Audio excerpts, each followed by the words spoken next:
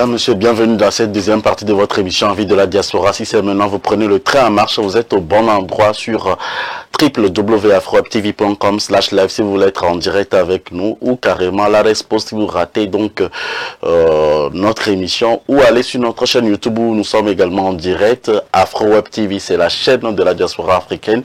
Nous abordons donc cette seconde partie de votre émission avec nos invités de ce jour qui ne sont que Monsieur Léandre Apom, qui est défenseur des droits de l'homme et activiste politique résident du côté des États-Unis. Nous avons également Monsieur Forson Nkwe, analyste politique et membre de la société civile, tous deux. Monsieur Forson Nkwe qui est en Europe. Et merci à vous d'être avec nous. Et le numéro affiché à votre écran, +1 319 462 89 79. C'est sur ce numéro vous pouvez participer à cette émission que vous suivez en direct également sur votre chaîne YouTube AfroWeb TV. Alors pour cette seconde partie, au moins 6 élections présidentielles sont prévues en 2023 sur le continent africain, et 3 d'entre elles concerneront des pays de l'Afrique dans sa partie ouest. Nous sommes également à la veille des élections législatives au Bénin. Tout au long donc de cette année, nous aurons plusieurs pays africains qui seront mis à l'épreuve encore des élections régionales, législatives, sénatoriales les uns, et pour les autres on dira communales. Et le souhait de tous les Africains, c'est d'avoir donc ces élections démocratiques, transparentes et inclusives pour le bien de nos peuples. Alors, à quoi doivent s'attendre les pays africains pour cette année 2023 qui constitue au fait la porte d'entrée dans une nouvelle ère de réconciliation? On en parle également avec nos invités de ce jour. Monsieur Forson, première question pour vous. À quoi vous, particulièrement, vous attendez au cours de cette année 2023 quand on parle d'élections législatives régionales ou communales?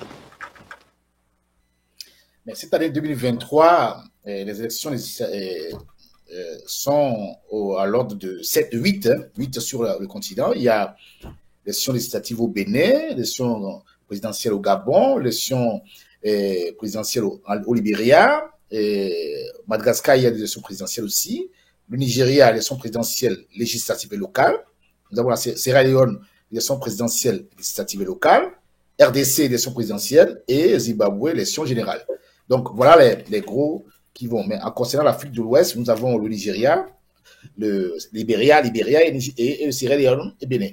Donc demain, je crois que Bénin va faire l'élection législative. Maintenant, la question qui se pose, c'est que est-ce que ces élections ont un fort potentiel d'instabilité ou de contestation? Nous savons très bien que notre continent est toujours confronté à cette élection, contestation, violence et dialogue. Et c'est pour ça que je voulais nous rappeler que il va falloir que les dirigeants de nos pays prennent à bras le corps le problème du dialogue pour aplanir les situations afin que ça ne dégère pas en guerre civile ou en, comment on appelle, en des situations de meute à travers ces élections-là. Parce que nous avons les élections qui ne sont pas fiables, parce qu'il y a des fraudes, parce qu'il n'y a pas de confiance mutuelle entre les gouvernants et les gouvernés. Et donc, ce problème-là, moi, ça me pose beaucoup de problèmes. Beaucoup de problèmes parce que j'ai remarqué que quand on est en Europe ou aux États-Unis comme Léandre, quand on fait des élections, il n'y a jamais eu de personnes tiers qui viennent contrôler les élections. Je n'ai jamais vu un Africain venir contrôler les élections présidentielles en France ou législatives en France.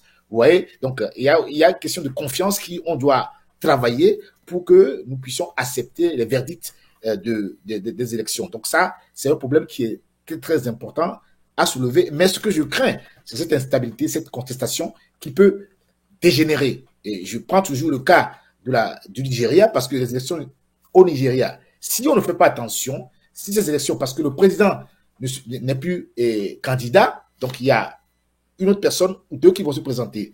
Donc, s'il n'y a pas une cohésion pour une acceptabilité des élections après, ça peut dégénérer. Et le Nigeria étant le point économique de l'Afrique de l'Ouest, tout peut basculer. Voilà ma crainte.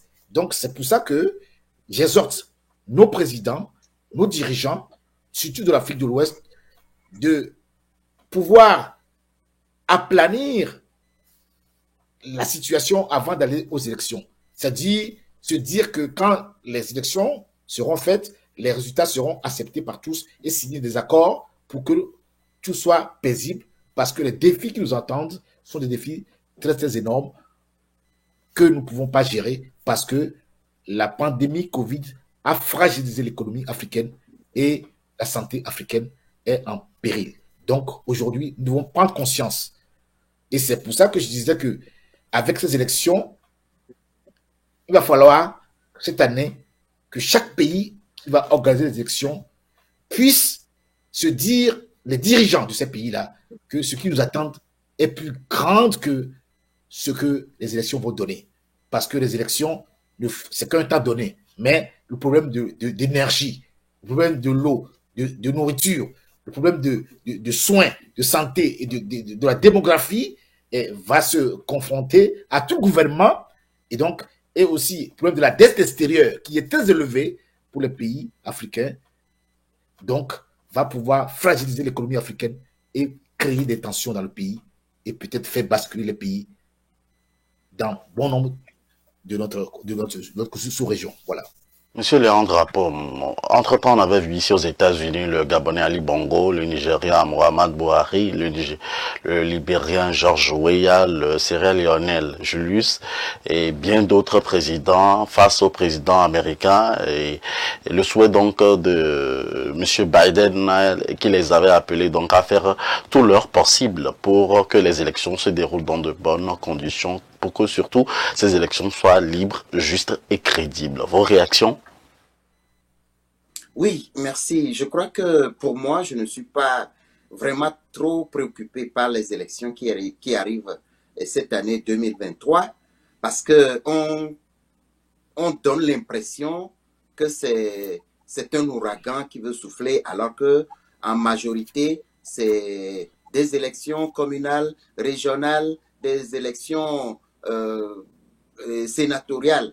En 2023, il y aura 6 élections présidentielles, 7, mais 6 élections, nous parlons de l'Afrique. Et l'Afrique, c'est 54 pays. 54 pays, on n'a que 6 élections en 2023 et c'est comme si le monde veut tomber sur nos têtes. C'est ça qui est un peu surprenant. C'est-à-dire que nous amplifions quelque chose qui n'existe pas.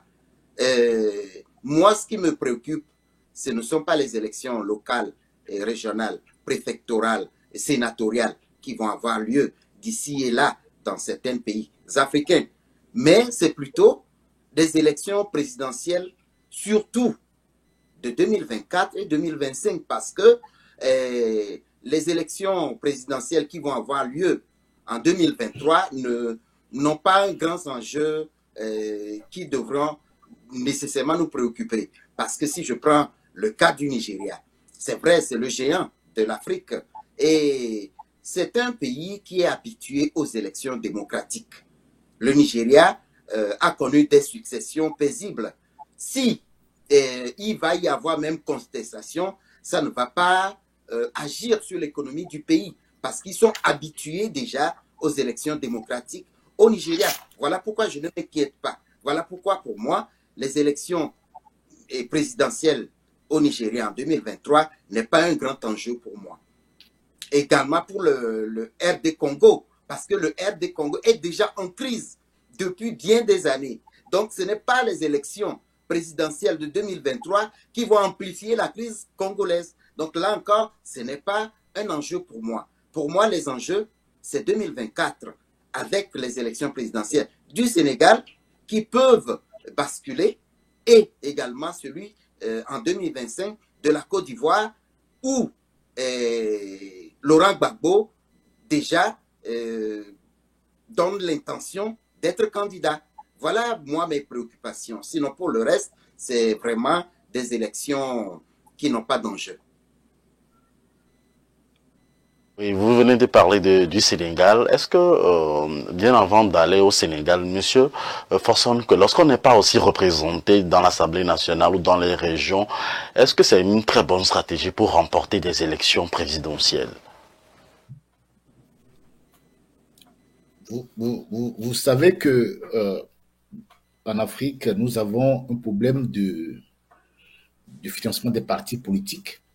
Et ceux qui ont les moyens, c'est eux qui, par jeu interposé, placent des candidats pour rafler la bise pour gouverner. Et donc, ce problème-là doit être revu dans tous les pays, dans tous les pays de d'Afrique, pour que le problème du financement des partis politiques, de la fusion des partis politiques, parce qu'on a trop de partis politiques aussi dans nos pays, pour avoir un schéma directeur qui permettra que, quel que soit le candidat ou le parti élu, il y a un schéma directeur qui est fixé pour le pays et qu'on va adjoindre nos politiques publiques pour que le pays ait une vision sur les 10 ans, les 15 ans, les 30 ans à venir. Parce que vous n'êtes pas à savoir que, comme le disait Léandre Apom, oui, c'est vrai que les élections législatives et communales, tout ça, n'ont pas d'enjeu, mais sont importants parce que ça permet aux citoyens lambda de participer et de prendre en considération la politique publique qui est mise dans sa commune, dans son département. Ben aujourd'hui, combien de nos concitoyens sont informés de leurs droits, de leurs devoirs pour apporter leur contribution dans la gestion de leur commune ou de leur département? Ça, c'est un problème qui se pose parce qu'il faut qu'il y ait une éducation civique qui est proférée par rapport à nos concitoyens. Et ça, c'est un travail de la société civile. Et ça, c'est un travail aussi de nous, et nous qui sommes aujourd'hui à l'extérieur. Pourquoi? Et pour impulser cette nouvelle vision pour notre continent. C'est pour ça que je rejoins toujours M. Léandre pour dire effectivement, oui, les élections communales, générales et autres sont toujours des élections trafiquées. La corruption exige, ou le parti au pouvoir veut tout accumuler, donc il fait tout pour gagner. Donc, au fait, il n'y a pas une représentation significative des autres partis politiques. Et donc, on se rend compte que rien n'avance, au fait. Donc, ce paradigme-là doit changer en 2023. Et je le précise là-dessus, parce que ce qui nous attend avec le terrorisme qui frappe de plein fouet l'Afrique de l'Ouest, ce n'est pas anodin. Donc, cette politique, je l'avais annoncé sur votre chaîne ici, que le terrorisme arrive à grands pas. Donc, aujourd'hui, c'est une programmation. Il faut que les Africains comprennent cela. Et j'insiste là-dessus, il faut qu'ils comprennent. Ce qui va arriver, soit on dort, soit on est éveillé, et soit on sait que ce qui va arriver est très grave pour nos pays. Nous allons être confrontés à deux problèmes. Le problème énergétique, le problème de la corruption, de l'absence de l'état de droit, sont des principaux problèmes de l'Afrique. Corruption et absence de droit. Des pays corrompus ne peuvent être bien gérés. Et vous le voyez. Donc, il y a à tous les niveaux donnés. Nous avons aussi cette corruption fiscale. J'étais un peu étonné quand j'ai suivi sur une chaîne africaine que le fait de faire des factures, des factures numériques, ça contribue à la fiscalité. Ça m'a un peu fait rire parce que le problème est ailleurs, en fait. Donc, il va falloir que nous puissions, ensemble, la diaspora y compris, permettre de fusionner avec l'intérieur pour qu'on puisse définir des nouvelles politiques. Parce que ce qui nous attend, si les pays n'associent pas leur diaspora, ils ne peuvent pas tenir. Et je précise bien, aucun gouvernement ne peut tenir. Parce que ce qui arrive est plus grand que ce qu'on nous voit. Alors, Monsieur Léandre Apom, vous venez de parler du Sénégal. On voit également aujourd'hui Macky Sall qui veut briguer un troisième mandat, même s'ils n'ont pas encore confirmé. Alors qu'il était opposant, on vous a vu également soutenir la DMK jusque-là. on n'a pas de preuve si la DMK sera aux élections prochaines au Togo, si dans les élections régionales ou communales au Togo. On parle également donc de probablement beaucoup de pays africains où les manifestations sont organisées de part et d'autre.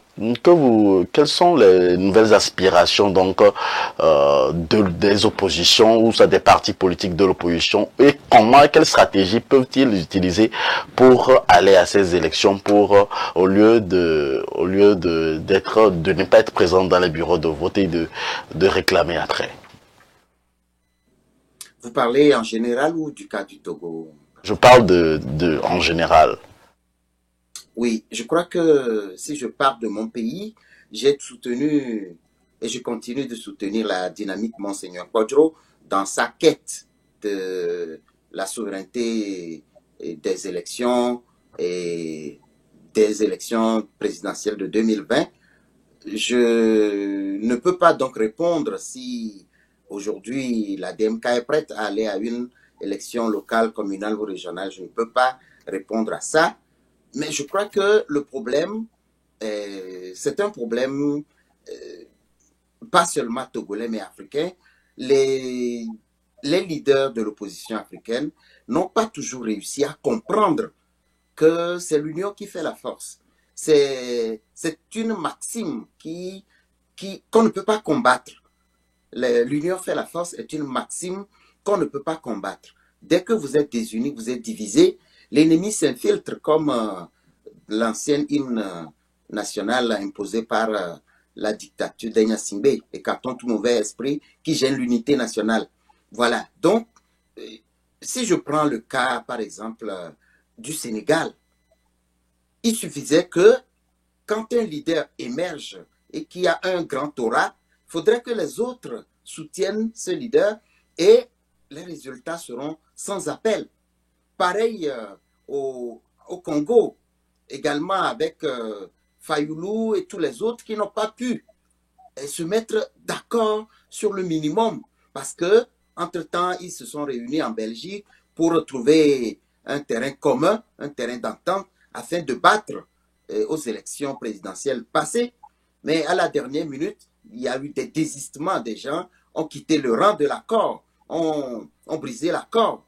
Et ça a donné ce que ça a donné. Et maintenant, on est encore aux portes d'autres élections. Et ils sont toujours divisés. C'est pareil dans d'autres pays africains. Donc, les oppositions africaines doivent comprendre que pour le pays, pour les aspirations du peuple, il faut d'abord se mettre ensemble, combattre l'adversaire commun et ensuite maintenant, chacun peut déballer ses stratégies de lutte pour accéder au pouvoir. Mais à chaque fois que les oppositions africaines, les leaders vont jouer au Messie, c'est-à-dire au sauveur, nous allons toujours connaître des élections législatives, communales, présidentielles avec des crises. Et ces crises-là sont généralement créées par l'état d'impréparation de ces leaders politiques de l'opposition, peut-être également le manque de maturité et également le manque de prise de conscience du fait qu'il est très important de se mettre ensemble.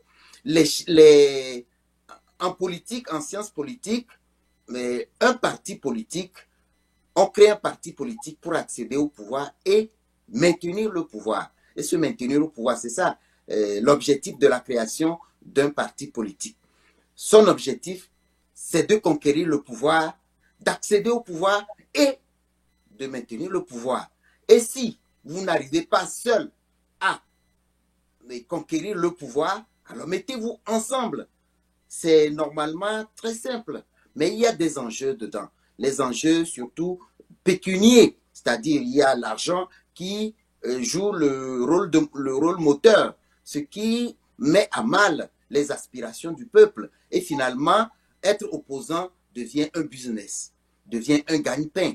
C'est ça aussi la triste réalité en Afrique.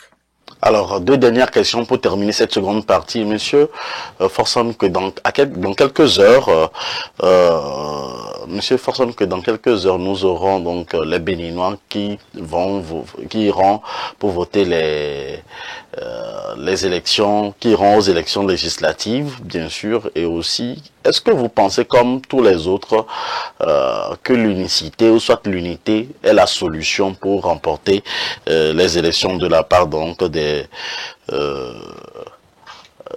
l'opposition? Mais bien avant que vous nous répondiez, on va rapidement prendre un téléspectateur et revenir à vous. Téléspectateur, bonjour, vous êtes sur Afro Web TV. Oui, rebonsoir, c'est toujours Philippe Amédodi depuis la Belgique. Oui, allez-y. Je suis vraiment désolé de devoir encore me souscrire en faux contre les propos tenus tout à l'heure par mon concitoyen Léandre Apom. Comment Léandre Apom, un démocrate, un défenseur des droits humains, parvient-il à dire que les élections à la base ne sont pas des préoccupations majeures? Je crois que la Coupe du Monde s'est déroulée il y a quelques jours au Qatar. Pour aller en finale, il a fallu passer aux qualifications. Je donne cette analogie-là juste pour dire que la démocratie à la base, il est aux États-Unis, c'est ce qui fonctionne le mieux. Je ne lui apprends rien, je ne ferai pas l'offense de lui apprendre cela. Donc, si les élections à la base sont viciées, sont faussées, comment est-ce qu'on peut attendre que les élections présidentielles, qu'il attend de pied ferme, se passent correctement? S'il vous plaît, et j'aimerais revenir typiquement sur le cas togolais. Dans le discours à la nation du 31 décembre, M. Faure Gnassingbé disait, et ça n'a pas fait tiquer M. Léandre Apom, je présume, que la CNAP, la concertation nationale des partis politiques, et le CPC, le cadre de concertation des partis politiques, sont adéquats pour assurer des élections paisibles au Togo. Vous savez combien coûte au budget national des élections? Mal préparé, mal organisé et vicié? S'il vous plaît, si nous prétendons gérer un jour une partie de ce pays, il faudrait que nous prenions conscience que ça coûte de l'argent, et chaque élection mal organisée, ok, c'est de l'argent jeté par la fenêtre. Je ne peux pas accepter, je ne peux pas comprendre que des démocrates puissent tenir des propos aussi gravissimes. S'il vous plaît, je peux comprendre qu'ils disent que les élections sont déjà truquées, parce que par rapport aux années antérieures, le cadre, la CENI est toujours là. Le code électoral vicié togolais est toujours là. Parlons, et je termine par là, parlons du Grand Nigeria, le poumon économique de l'Afrique actuelle. Parlons de la RDC, un continent. Comment est-ce qu'on peut dire que les élections présidentielles dans ces deux pays-là ne préoccupent pas les panafricains? S'il vous plaît. Il y a des Nigériens qui nous attendent, il y a des Congolais qui nous attendent. Avec tout ce que les Congolais endurent actuellement dans l'Est, avec le Rwanda, s'il vous plaît, ayons au moins un peu de respect pour les vies humaines qui tombent tous les jours à cause de ces dérives de nos chefs d'État. Il faut que nos chefs d'État évitent de prendre les élections comme des façades pour légitimer leur régime politique. C'est ce qui se passe en Afrique. Il faut le dénoncer et dire que ça ne nous concerne pas de toutes les façons. Ça va passer comme une pilule. Merci. Merci de nous avoir appelé, M. Philippe Amédodi. Alors, je sais qu'à la fin de l'émission, nous reste que 2 minutes pour terminer cette seconde partie. Alors, M. Forson, je parlais donc à l'instant du Code du Bénin. Monsieur Léandre Apom, vous reviendrez là-dessus dans quelques secondes. Vous devriez normalement me donner la parole pour... Oui, je vais revenir à vous, puisque je posais une... Vous vous sentez interpellé, c'est ça, monsieur Léandre Apom. Alors, si monsieur Forson Koué permet, monsieur Léandre Apom, jusque-là, je suis le maître de l'émission. Écoutez-moi, monsieur Léandre Apom.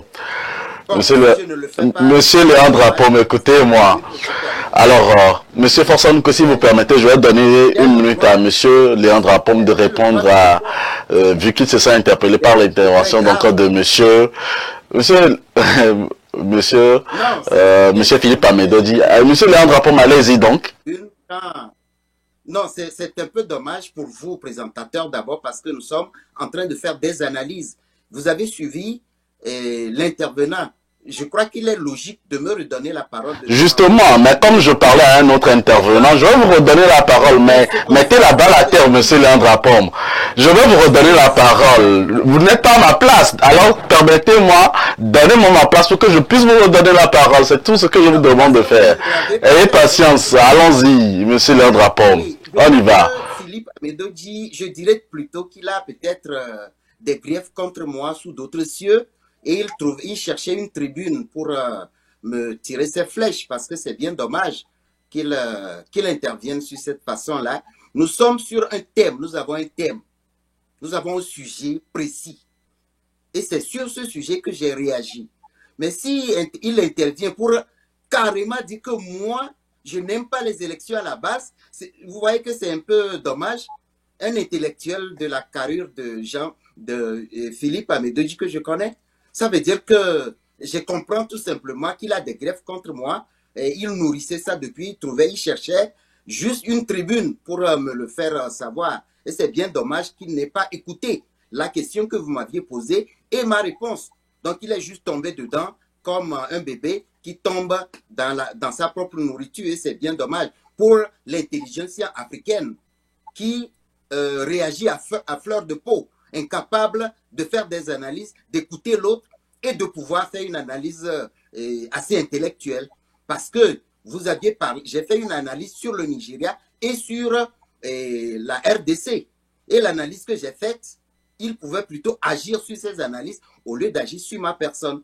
Parce que j'ai donné le cas du Nigeria en disant que le Nigeria est un pays qui est habitué aux élections démocratiques. Je l'ai dit avant maintenant de dire que si même il y a contestation à une élection au Nigeria, ça ne va pas agir sur l'économie.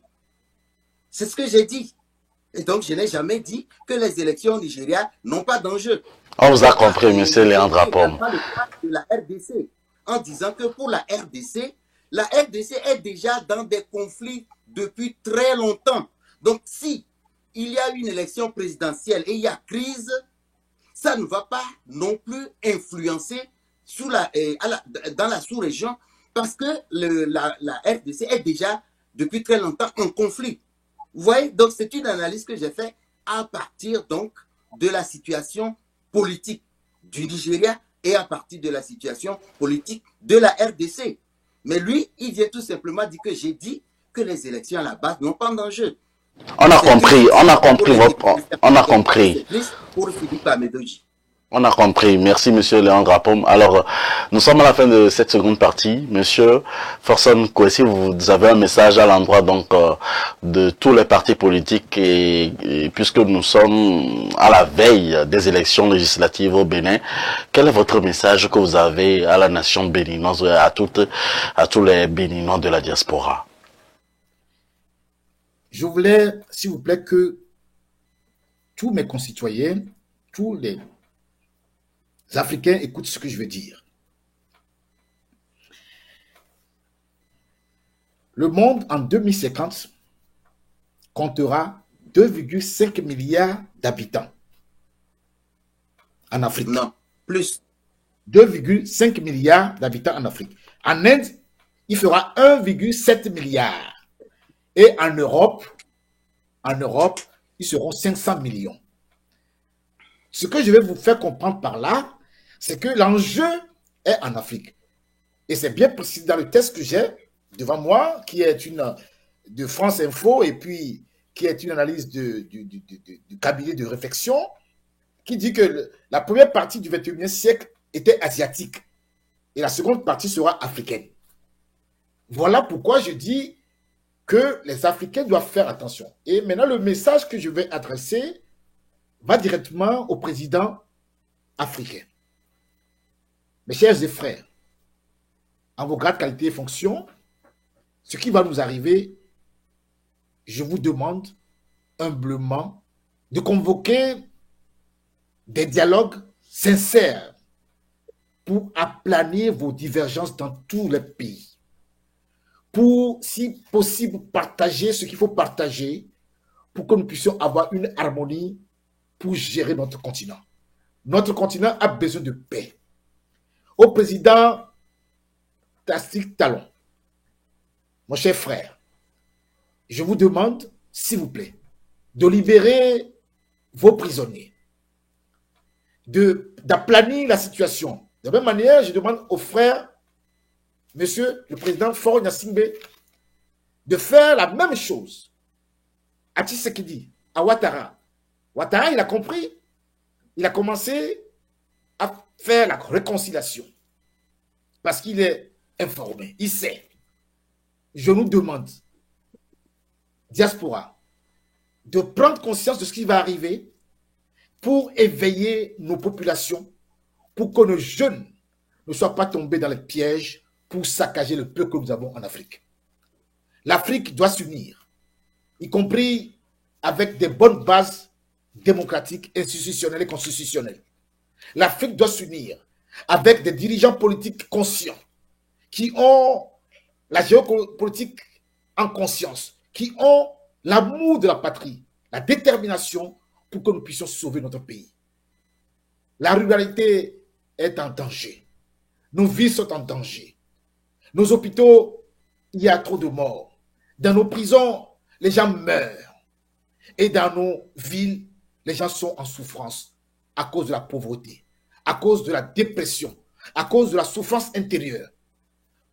Les gens sont,